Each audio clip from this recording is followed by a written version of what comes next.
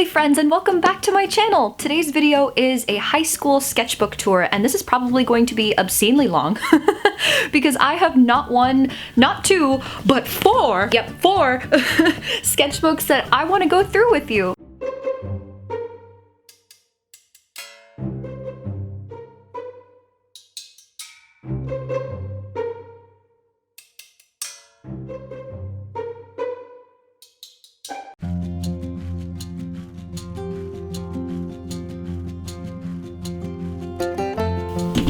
Oh god. Oh girl. If you look at this particular book, you'll notice there's a lot of collaging on the front cover. I decided to take a bunch of the music sheets that my parents had in the garage, old music sheets that they didn't use anymore, cut them up, rip them up, and use them as part of my front cover, as well as use puffy paint to like unify the entire page. And you can even see an old school ID of me in like 7th grade. When you open up this sketchbook, the first thing that you see are a bunch of stickers on the inside cover, especially one that says, "Dear Mom, stay out." Sorry, Mom, I love you. And I had a list of all of the pretentious movies that I was watching at the time and rating them. The very first page consists of a portrait of the Mars Volta. On the left you have Cedric Bixler, on the right you have Omar Rodriguez Lopez, and this was done in pen. Like only the Bic pens from Walgreens. Like I said, there's no pencil underneath. I remember having a blast with all of the form shadows and the cast shadows and just seeing all of the variety between them. And then there's just some old fuck on the left. No idea who that is. But the second page is where it starts to get dramatic. You thought that there was going to be some transition between this. Like it was gonna start off nice and easy and then eventually it would get dramatic. No, no, no, no.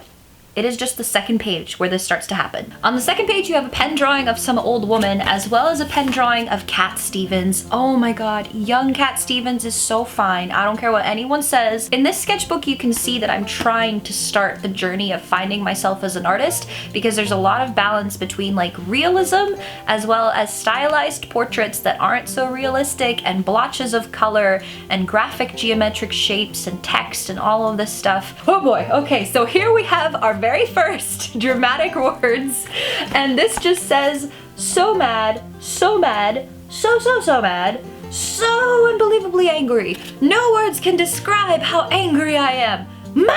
Anger! Dirty rotten anger flowing through my veins. I hate it. Ugh, so mad, so unbelievably mad. And it just goes on and on and on. I need to work on my word variety, for real. These chocolate coins were so bitchin' that I just had to put them in my sketchbook for all eternity. The next page is some bullshit. Not every page has to be good. The next page is also some bullshit. And you know what? Okay, this was probably my pitiful excuse for studying. Telling my mother that drawing the bones and spending all of that time rendering the shadows was gonna help me ace that science test in the morning. It never did. It never did.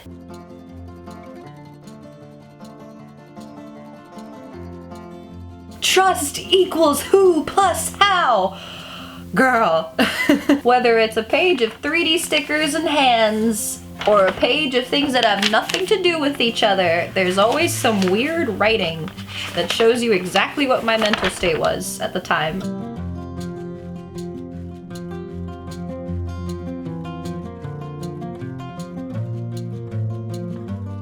So many ideas for paintings that never got made. I should probably like go back to these ideas sometime in the future and see if any of them are actually good enough. Who knows? I might never have to come up with a brand new idea ever again. It could all just be in this sketchbook. Okay, this was apparently a bong that I had no idea was a bong. I had no idea what a bong was at the time, so nobody told me that I made a bong until after it was fired and I gave it to my parents, and my parents asked me why I made a bong.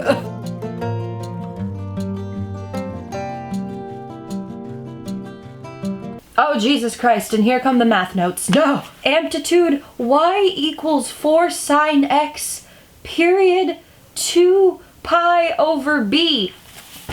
No. No! Ooh, okay, so here comes all of the little emo writings that I won't totally get into detail, but let's see. What am I feeling? It's not depression.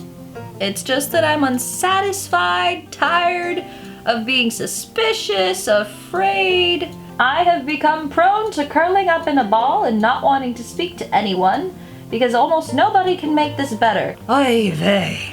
Mijita. Okay, so look, I know that I laugh whenever I read these things in my journal, and the reason why I laugh, it's not because, you know, whatever I was going through at the time wasn't legitimate or relevant. I had every right to feel the way that I did back then. But the thing is, I have gone through so much more now that whatever problems I was going through back then just don't seem real.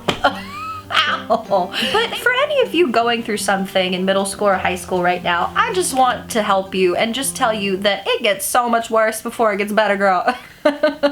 Life will crush you into tiny little itty bitty pieces, blow those pieces into the fire, and just shit on your heart so many times. But then it'll get good, and then it'll get bad, and then it'll get better, and then it'll get bad. And it's gonna be really frustrating. I think your early 20s are best represented by like a heart monitor of a person in cardiac arrest. It's just like these extreme highs and then these extreme lows, and you're like, what is happening? I'm hoping that by like 25 or 26, the monitor of my life stops looking like cardiac arrest and starts just looking like little ocean waves, you know? Basically what I'm trying to say is, I know that the things in this sketchbook, the more I read them, are really like dark and legit, and I had a right to feel the way that I felt, but I'm just so happy that I know how to deal with these kinds of things now, because at this point, life can just throw anything else in my face and I'll be like, why not? Why not? I don't even know, honestly. Sketchbooks are fun. Oh my god, and if you think that was dramatic, I have a tombstone here that says, "Here lies my self-respect." Are there any happy writings in this? I'm just wondering. Jesus. Ooh, girl. Some angry hangman. There were good times in high school, I promise. Like, I had a bitchin' life in high school. It was just that one little blip. That one little blip that seemed to kind of encompass my entire existence at the time. It's fine. The last sketchbook. Come here. Come here. God, why did I do this? Why couldn't I have just done this like everyone else? Jesus Christ. Well, I'm out of the shower, I look different, I'm breaking out, and I have a new sweater on. Some videos take a day to film, some videos get sporadically filmed over 6 months. This last sketchbook that I want to share with you is the sketchbook that helped me discover the imaginative side of my drawing style. When I was in high school, I used to practice a lot of drawing from observation and drawing from life, and my biggest goal was to be the perfect renderer. I kind of got there, like, I'm not gonna lie, I'm not gonna be conceited, but like I was a pretty damn good renderer when it came to my class. However, I lacked a lot of skills when it came to drawing from my imagination and just letting myself rely on something besides perfection. I would really envy my classmates for being able to design amazing comic book characters and transfer horses from their imagination onto paper. Like, I don't know what's with me, but when I picture a horse in my imagination, what comes out on the paper looks like a frog with legs that are too long, and it doesn't look like it can move. It doesn't look like it can move. I don't know what's wrong with me. This is the first sketchbook in which I pursued that direction and really pushed myself out of my comfort zone. So on the cover, we have the first few illustrations that I did here. I love how this is my first few character designs. A seal, fish, hairy man. So in these first few pages, you can really see me trying really hard to let loose and be imaginative, but it all looks very calculated. I'm just thinking about what's in a human face, since that's really like the only good thing that I could draw. I was also super into street art back then, and I still definitely am, but I was trying to write like a street artist would write names. I think this little drawing right here is like the most imaginative thing that I have in the first few pages. I loved working with Prismacolor markers back then. Oh my god, and here comes the most phallic dongs you will ever see. Please tell me what you think when you see this drawing. Okay, we have a family here, a very imaginative, very out of the box family for little 17 or 18-year-old Gaby at the time. I don't know what they are, but I also only see one thing. What in God's name are these schwangs? Also, this poor woman's breasts. This was me trying so hard to be as good at creating characters from my head as the rest of my friends. I didn't know how to draw hands from my head, or arms, or legs, or just really anything besides the head and the general torso. So that's exactly what I did. I drew a head and a general torso, and then I put the rest of the body in a pipe. And then I put another head down here, and I was like, cool.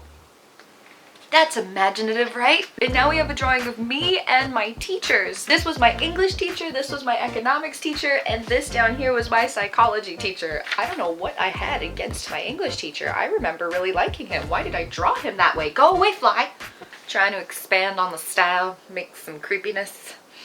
Looking sad for free porn. I had a big sense of humor back then. It's dead now. Just kidding. I think monsters were the easiest things to draw for me because I didn't have to worry about proportion or anything being realistic or anything looking right. This is a cool page. I like this page. I think I just started off by tracing the outline of whatever shape was on the back of this page, and then from there I just added a whole bunch of people. I bet this would be really cool if I had actually finished coloring it. Oh joy, economics notes. Ooh, my friend Xavier as a duck. Quack. Ooh, this was the page that I was the most proud of. This page made my entire sketchbook. This page is about a Cuban old man from Miami who is telling somebody that he does not want to let them take their daughter out for a date. What I didn't know at the time was that I drew the Puerto Rican flag instead of the Cuban flag. I'm Cuban. What was I thinking? So it's a Cuban man with a Puerto Rican pride. That's okay too. But this man has very hairy arms, a protruding dong, Puerto Rican flags everywhere, spray, because we can't say Sprite in Miami, it always has to be spray. And to top it all off, this man was apparently selling a case of fotos de tetas gigantes. He's selling photos of big boobies. But yeah, that's 18-year-old me. Yay, next page. Okay, bye. Nothing. Oh, that's cool. That's cool. Little pencil sketchy over here. Little pencil at the airport over there. You know, that's pretty cool. Oh, notes on Tom Hardy. I probably had big plans for this, but I didn't finish it. Story of my life. So for the grand finale, we're going to see what's in this pocket of this sketchbook. Remember, high school friends, if you see your faces in this video, please don't sue me. We have an array of animals here that I don't remember making. Are these mine? Why did I make these? And we have photos, we have reference photos of my friends. I was probably going to use this for like lighting and color and things to make drawings. That never happened. Look at my beautiful friends.